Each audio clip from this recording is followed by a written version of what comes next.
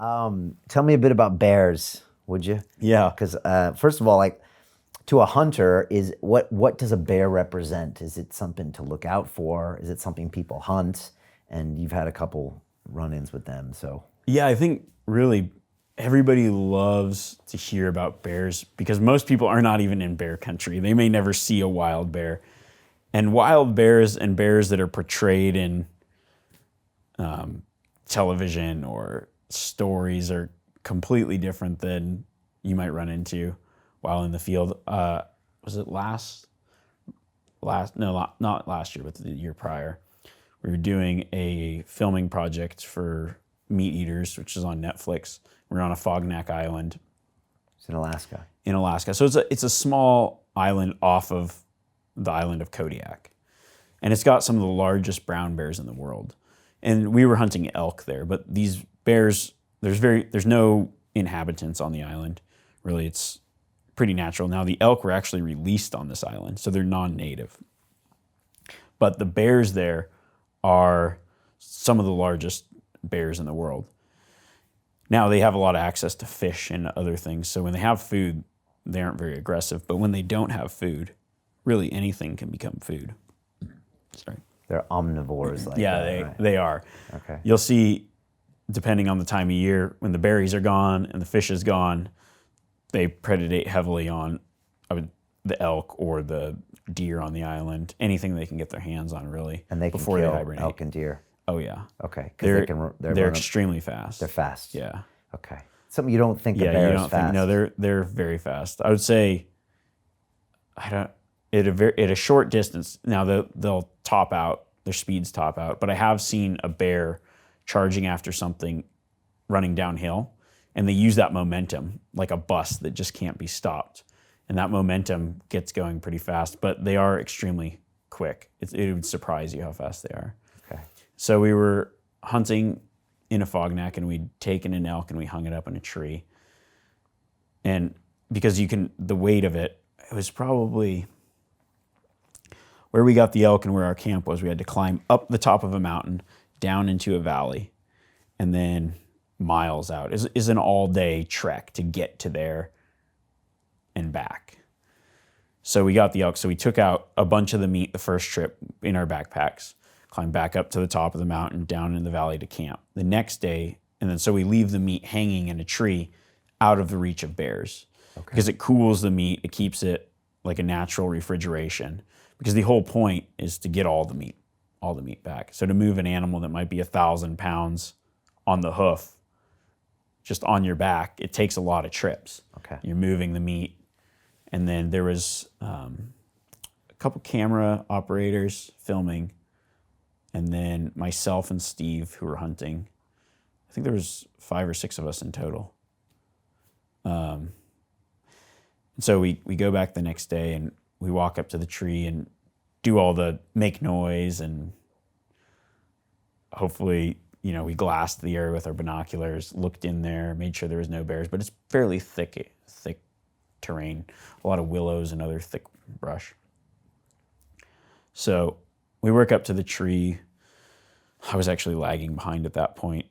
And you generally have bear deterrent in these situations because there is the potential that a bear could attack. So I was hunting elk with a bow, but I had a pistol and a bear spray. Bear spray. Bear okay. spray. So Which it's works like pretty well. Yes, but there's a few exceptions, and I can get into that in a little bit. Okay. Yeah, you would prefer to use the bear spray for a lot of reasons, because to shoot a charging animal with a pistol is a difficult task. And the bear spray, you can spray in a fan motion, it will run into the cloud. So it's like a very large, it's almost like a miniature fire extinguisher full of pepper spray. Okay. And so the thought is you spray it, and then it can stick on the grass and other stuff, and as the bear runs in, his senses are overloaded, just like cops might use bear spray on an assailant, somebody attacking them. It's supposed to stop. Okay.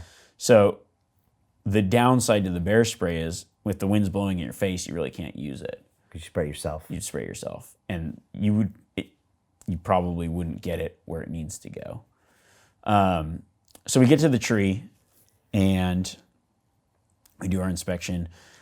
Steve got up to the tree first, and it looked like there's like this there's some like bear shit there, and it looked like somebody had stepped in it. But we thought, oh, maybe it was us it didn't look fresh. It wasn't fresh, but somebody had stepped in it, and we thought, well, maybe it was one of us stepping in it last night in the dark when we hung the meat in the tree. So we're gonna get ready to go, and it'd been all day, majority of the day. We got up 4 a.m., started walking, and then get to the spot. It's about lunchtime or later, maybe. And we decide, okay, we're all hungry. Before we trudge back with all this meat, we might as well just sit down and have a sandwich, make some coffee.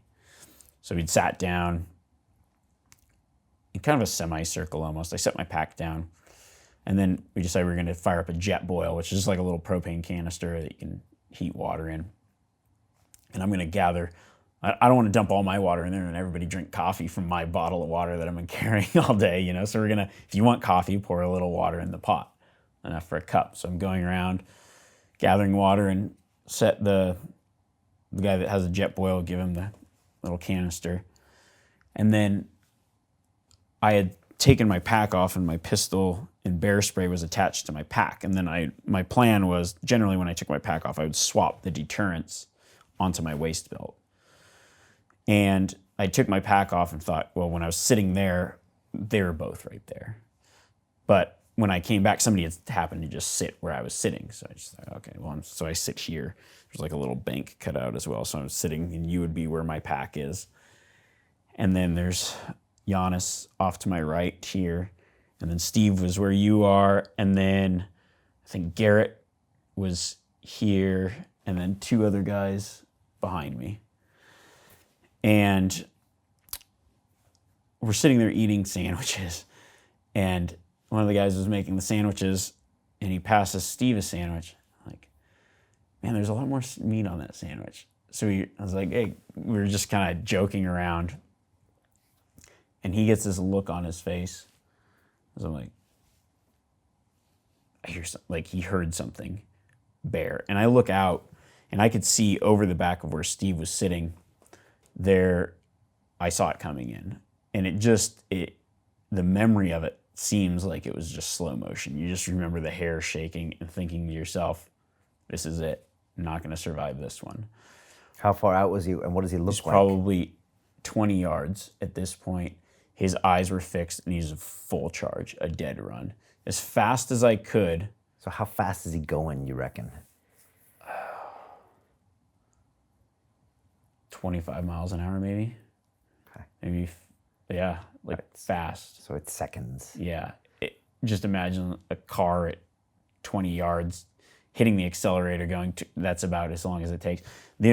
I tried to go for the gun just to try to grab something, bear spray. So he actually charged with the wind, and the wind was really strong that day. It ended up being over gale force winds, and he came with the wind, so the bear spray wouldn't have even made it. Okay. There was nothing, the bear spray wouldn't have. So I was actually going for my pistol. And the time it took me to get up and go to my pack, he was already right there. And I did almost what I consider a football juke move, like juked right, juked left, rolled this way, and then I turned, and it was just kind of chaos. Everyone yelling, bear, bear, hey! And then I see as I turn around, my back was then to it, because I thought, oh, he's going to get me. And then he had wheeled around. I had no clue what happened. And then I see legs and the bear going down the mountain. Oh, shit, he's got someone. So I grabbed the pistol and start going down, like below where he disappeared to. And I yell, like, who's missing? Count off. Everyone's like, one, like just cluster F. No, like who's gone? I definitely saw someone in a bear gone. Well, is he making noise and roaring and stuff? Yeah. It's like what had happened was, imagine us sitting here having a conversation, a few other people, this little dog, a person, and people around, and then all of a sudden a bear just comes in. And how big's the bear, you reckon? Around 1,000 pounds. And like 11 feet Yeah, tall. if he was standing on his legs, 11 feet probably. Could look into a 2-story building. Just a huge animal. Okay. Like a good-sized cow type animal that has teeth and claws and is coming in to kill you. And when we exploded, it was just pandemonium, and it was a lot of noise. And he, instead of, I think he was running in and thought whatever was under that tree was one thing. Okay. And he was going to come in and kill that one thing. And when we exploded into 6 things, it just caused confusion. And instead of going for one person, he was going for everyone at once. Okay. And he didn't know one target to pick. Now, what ended up happening, Giannis, who was sitting right next to me, when I went forward, somehow I went forward, tried to go for the pistol, couldn't make the pistol, turned to run. And then I think as I turned or whatever, he turned this way and grabbed his trekking pole and then hit the bear in the face with the trekking pole. And that's what got it to turn around. Then somehow when it turned around in the confusion, it must have hit. So the guy that was downhill popped up. He was fine. Somehow he was like back to back with the bear. Like the bear wheeled around and he was on the bear's back. And so at the point of the one thing exploding into 6, he's trying to go for everyone at once, gets hit in the face, then somebody's on his back. It just was the confusion. And that's what saved us in that situation. And he took off and the guy was on his back and then he fell off his back. Yes, yeah. Okay. It was just like massive chaos. And then the bear, so then we circle up. Giannis gets his pistol. I don't know if anybody else grabbed bear. I was pretty fast because the bear was still there, but we just couldn't see him. So we circle around a tree, and then the bear, you could hear the bear circling around us, you know, wolfing, and then he would charge in briefly, but not to the point where we could see him, just hear sticks breaking, and then would leave and then do that from a different angle. We were yelling, bear, hey, hey, throwing stuff into the bushes, just letting him know, like, we're aggressive, we're here. Right. And you must have adrenaline flying through your body. Yeah. How is your hand not shaking at this point? At this point, you're just thinking, if he comes out, we need to make a good shot, or you're just thinking, like, we need to stop this bear. So you got the pistol out. Yeah. Okay. And we had, I think at that point, somebody else had the pepper spray. So when he got to the downwind side, then the pepper spray would work. Okay. Which would be awesome. That's the last thing you want to do is spray yourself. Spray, yeah. With pepper. Correct. I mean, that would just... In that kind of wind, it just wouldn't work. Okay. And then, so we, at that point, then we don't hear the bear for a while. We get the meat out of the tree. We just kind of throw everything on our shoulders, make a formation, get to a clearing where at least we have eyes on the area. Okay. If something's coming in, we'll be a little more prepared. So you take the meat. You don't leave the meat behind. No, we do not leave the meat. No hunter. We don't leave the meat behind. I'd rather get taken by a bear than leave the meat behind. For the bear or leave it behind? No, I would personally rather get attacked by the bear than leave the meat behind. Why? You just don't do that. Okay. I mean, you killed that elk. It's your responsibility to take that meat out. I didn't actually kill the elk, but it was our responsibility as a team. We weren't going to leave the meat there. That's interesting. Leave the meat to rot in a tree. Like, I could never live with myself knowing that I did that. Okay. Yeah. What about leave it for the bear? No. Were you angry at the bear? No, the bear was just being the bear. Okay. Yeah, I mean, he was just being a bear. Was it a scary experience? Heck yeah. I've been charged by bears before, but a lot of them have all been bluff charges. That was an actual, you could see the intent in that bear's eye. It was a very scary experience because you knew he wanted to kill you. And he was going in, and we just essentially survived based on a survival tactic of a lot of prey animals. So like a covey of quail, when they jump out, all of them fly at once and the fox can't figure out which one to jump at, or a bunch of zebras running and confusing the cheetah or the lion. So you should all be dead. Confusion. Yeah, if it was one person, I know for a fact if I was there by myself, I would not have survived. Or yeah, I just couldn't see how I would have survived that. And like, or anyone, any of the 6 of us, if we were there by ourselves. And or even if you're together, in there's other scenarios where he would have taken a few of you out. Yeah. And even once he takes a few of you out, it's easy to take more of you out. I think if he had got one person, he would have stopped. Okay. It would have been, yeah. I think if he would have latched onto one person, he probably would have attacked that one person until everybody could have got him off that person with either the bear spray or whatever. Okay. What'd your wife think of that story? She's like, that's not cool. I mean, it's just one of those things where you're in their territory. sooner or later, like bear attacks happen quite often in that. You might think, well, bear attacks are pretty rare, but it's pretty rare that people are even in the areas where they live. Right. The odds go dramatically up when you're in their turf, really. But I take a lot of precautions to avoid bears and have my deterrence and other things. It just so happened that the one time you get attacked is the time you aren't prepared. But then I think back after that moment of all the times that I was not prepared other times. Yeah. So it just happens that we weren't prepared, and that's when we got attacked. If you had your pistol on your hip, could you have made a clean shot and hit him, you think, in that time? I don't know. I think I could have, yes, because of the way that he was coming in straight. But I also think that maybe at the first go, maybe a warning shot or something might have just snapped him out of it. Okay. Like, boom, that loud noise or his adrenaline could have just, because I've been in other situations where it might be a bluff charge and a shot into the ground just stops them and they just, but maybe they never had intentions of actually making a full charge either. It's hard to say. It's a pretty good story. Yeah. Pretty good bear story. Yeah. The funny part about that is after we got attacked by a bear, you don't think you're going to get attacked by a bear until one attacks you. And then at that moment, you immediately think you're going to continually get attacked by bears. Like the entire trip out, oh, there's a bear. Oh, there's a bear. You know, like the bears just happened. We hadn't seen a bear the entire week. And yet that happened. And then we saw, I think, 2 bears after that. Then we climb up over the pass back to camp with all the meat. That wind had just picked up, probably close to 100-mile-an-hour winds, raining sideways. We look, our camp was completely flattened by the weather. So now we're in survival mode. We've just got attacked by a bear. Now we have to gather up all our stuff. I saw one guy's sleeping bag and pad out in the big flat. It's getting soaking wet. So we ended up having to repitch the tents into a spruce tree. We had a bear fence around our camp, which is just like almost like a thick like cord that's like electric fence, like you'd put around for cattle or something. Okay. And it runs off D-cell batteries. You touch it and it barely does anything, but it's like a mental thing that you think make you feel better. Yeah, you feel good about sleeping out there in that.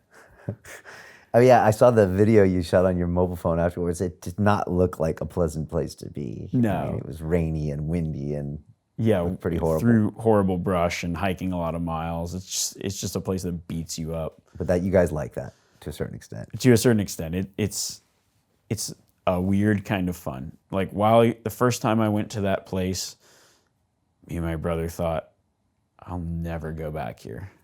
And I've been back, I think 3 or 4 times now. Because it's just like some weird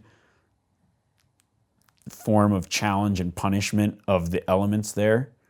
It's like if I'm going to be hunting anyways, you remember it. There's like an element of it just sucking. It just sucks. Everything about it sucks. You're wet the entire time. You're uncomfortable. It's hard. You shoot something and it's so heavy. Now the meat's some of the best meat I've ever had.